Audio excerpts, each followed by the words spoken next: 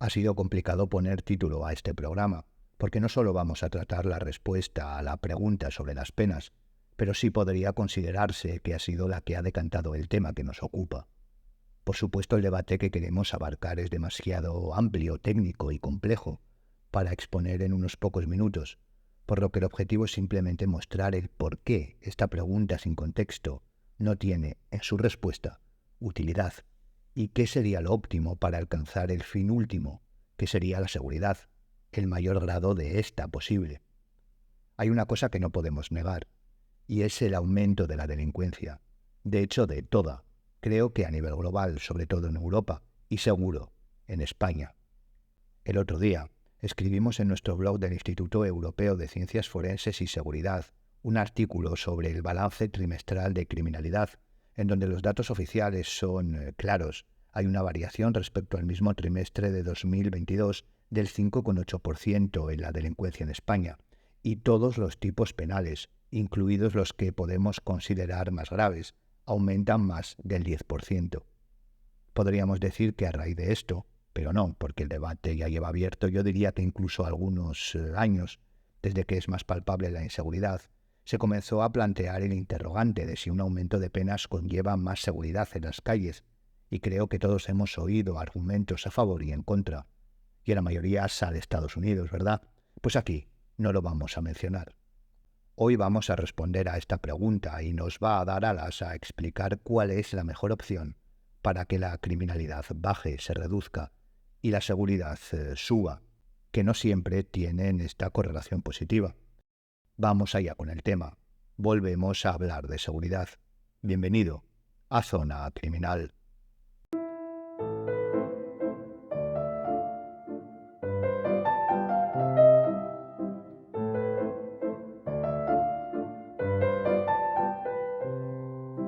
Si lo que busca de primeras es una respuesta a la pregunta, esta es que sí. Aumentar las penas sí repercute en la seguridad, siempre que vaya acompañado de otras acciones. De hecho, esto último es lo importante y lo que voy a desarrollar aquí esquemáticamente. A todo el mundo le preocupa la seguridad, tanto a nivel individual como social, y más desde hace un tiempo a esta parte. No sé por qué cuando se habla de seguridad siempre se quiere tener una resolución al unísono, inequívoca y sobre todo cerrada, hermética, una especie de conclusión inamovible y uniforme. Pero esto no es así, aunque tampoco se cree usted que la comprensión es algo complicada. No. La puesta en marcha puede que algo más, requiere voluntad, inversión, organización, planificación e intervención. Nada que no se solucione con profesionalidad, eso está claro, pero parece que en ocasiones esto no es lo que más se lleva, en donde debería llevarse. Bien, para entender qué es lo que necesitamos debemos, una vez más, volver a las variables que socialmente componen el constructo de seguridad, que si es seguidor del podcast se las sabrá de memoria. Por un lado tenemos la seguridad objetiva, real, técnica, llámela como quiera, y por otro, la percepción de seguridad, la seguridad subjetiva, la que siente cada ciudadano. Ambas pueden estar en armonía. A mayor seguridad real, menor percepción de inseguridad, o viceversa, o en desarmonía, alto grado de seguridad real y baja percepción de seguridad, o también viceversa. Estas son las dos grandes variables que componen el constructo de seguridad. A partir de aquí, los ítems que influyen en uno y otro tienen una consideración cualitativa que debe ponderarse, pero eso, hoy aquí, por una imposibilidad de tiempo, espacio y datos, no lo llevaremos a cabo. Ese tema es, como mínimo, para una jornada completa. Bien, por lo tanto, lo que tenemos son dos parámetros. Hasta aquí todo correcto. Pero, ¿por qué, podemos preguntarnos, creamos o se crea tanto debate a nivel social? La respuesta es sencilla, porque no suele debatirse, y me refiero en ámbitos no profesionales, sobre la seguridad como constructo, sino sobre los datos o, no y, sino o, sobre la percepción de seguridad. Y la clave está en intervenir sobre ambas para modificar la seguridad, o lo que es lo mismo y se ha dicho toda la vida, intervenir las partes para modificar el todo. ¿Y cómo lo hacemos?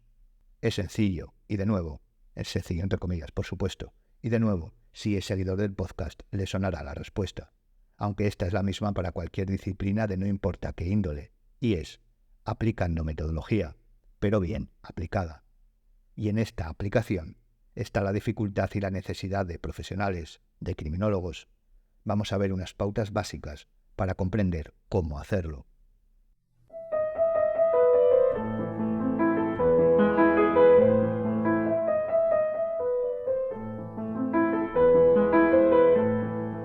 Lo primero que tenemos que saber es la tipología principal de los datos, ya que en bruto lo que tenemos sería, por un lado, información cuantitativa respecto a la seguridad real, la medimos numéricamente, y cualitativa respecto a la percepción. Se trata de lo que siente la sociedad. Esto en bruto. Por supuesto, el análisis de datos nos entregará codificación, es decir, números en ambos casos. Pero no vamos a entrar en esto. No vamos a entrar porque también daría para otra jornada o varias de ellas. Bien, ya aquí podemos plantearnos que la intervención, el tratamiento de las acciones podría ser diferente, y así será. Un concepto es primordial, y de hecho es el que en muchas ocasiones distorsiona todo, y es el de la temporalidad. Sí, una de las opciones, de las variables, puede aportar resultados a corto plazo su intervención, y otra a medio largo. Me explico y atento, porque es aquí donde está la respuesta a la pregunta del título. Para poder modificar la seguridad como constructo, que básicamente es reducirla aproximándola a cero lo más posible, se deben llevar a cabo dos acciones, con multitud de intervenciones, en cada variable. Aquí tenemos que comprender que ambas variables, seguridad objetiva y subjetiva, están interrelacionadas. La intervención en una modifica la otra, pero como ya hemos visto, tanto positiva como negativamente, eso depende. Pues con el fin de otorgar un mayor sentimiento de seguridad, lo que se debe hacer es intervenir de manera transversal y sostenida, es decir, no gradual, sino total y directamente sobre la delincuencia real, lo que a su vez hará disminuir drásticamente esta, por supuesto, es decir, los datos. Y esto se hace mediante acciones directas, y una de ellas es aumentar las penas. Otra, mayor intervención policial otorgando medios adecuados y mayor capacidad. Y por supuesto, las que sean más óptimas en ese momento y lugar, lo que debe estudiarse aparte. Haciendo esto aumentará esa seguridad subjetiva, casi de inmediato a muy corto plazo, y por supuesto, el descenso de la real. Pero esto no es suficiente, y en el mismo momento debe comenzar una intervención, en este caso longitudinal, respecto a la sociedad como conjunto. Sí, un aumento de las penas, una mayor seguridad física, etc., es indispensable, pero también una educación holística en estos términos. Y cuidado, no se confunda respecto a lo que quiero decir. No me estoy refiriendo a una educación política o en valores dictados previamente, etc. No. Me estoy refiriendo a algo más parecido a lo que escribió Vegecio, si vis pacem, para bellum. No podemos olvidar que la seguridad debe comenzar por uno mismo, y aprender que estamos siempre seguros y que no pasa nada, lleva a la inacción, y esto al aumento de la inseguridad, y esto al descenso de una percepción segura, y esto a la inseguridad total, y eso, todo eso, termina con la decadencia de esa sociedad. Llámele sociedad, país, ciudad, lo que quiera. Para mejorar considerablemente la seguridad, se necesita intervenir de manera transversal, directa y contundente en la criminalidad actual, y se verán resultados a corto plazo. Y por supuesto mantenerlo, pero cuidado, no será necesario el intervenir siempre con esa contundencia y tan directamente, puesto que se irá reduciendo y adaptando, no la delincuencia, sino la respuesta. Y por otro, desarrollar un itinerario criminológico.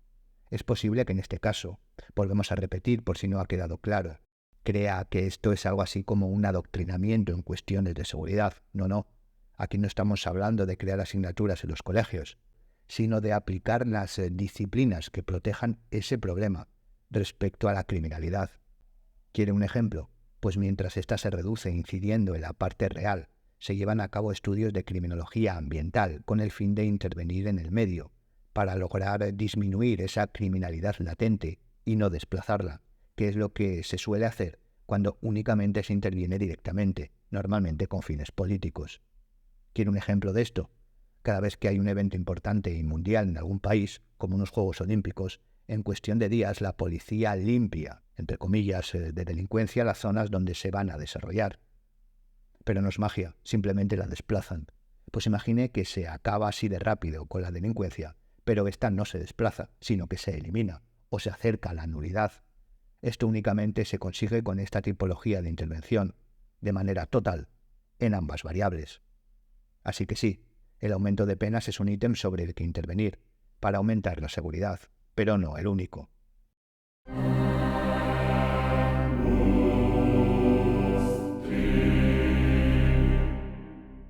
Con esta estructural y sinóptica presentación sobre cómo intervenir en el constructo de seguridad y modificarlo, el objetivo del programa estaría hecho.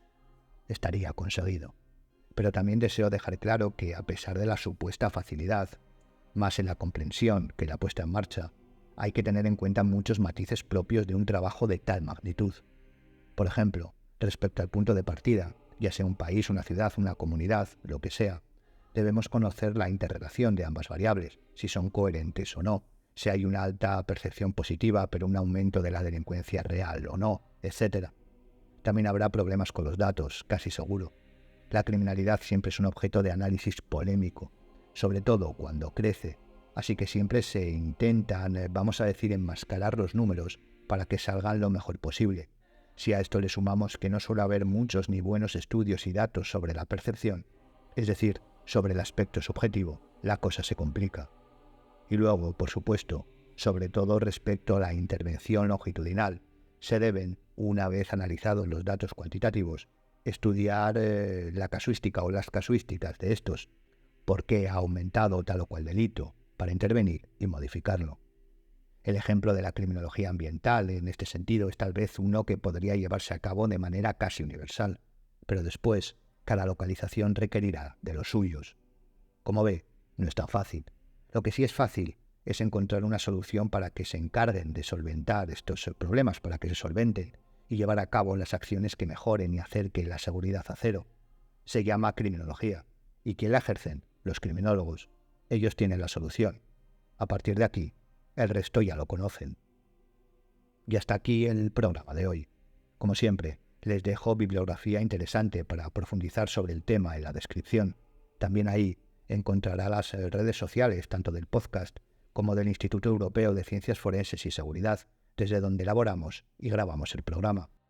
Le animamos a que nos siga y se apunte a nuestra newsletter si le interesa la criminología, la criminalística y la investigación.